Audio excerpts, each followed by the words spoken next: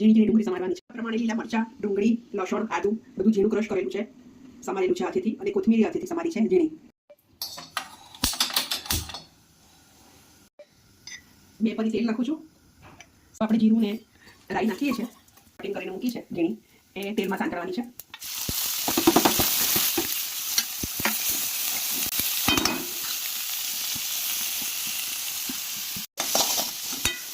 અને બ્રાઉન શેકવાનું છે.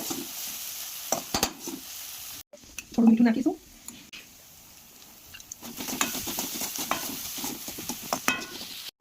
હવે આપણે એમાં હિંગ નાખવાની છે.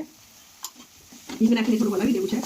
અને પછી એમાં હળદર, લાલ મરચું, ગરમ મસાલો.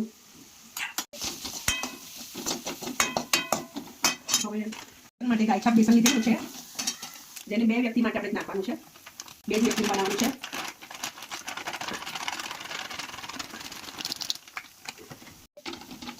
હવે બેસનની સ્મેલ આવે એટલે એમાં બાજુમાં ગરમ પાણી કરેલું છે, પાણી કરેલું છે અને બેસનમાં નાખવાનું છે. અને પછી આપણે બેસન સારી રીતે હલાવી દઈશું. પાણી આપણે એકદમ ઓછા ફ્લેમમાં ઓછું પાણી ગરમ કરવાનું છે, જેથી કરીને આપણા બેસનમાં ગઠ્ઠા ના પડી જાય.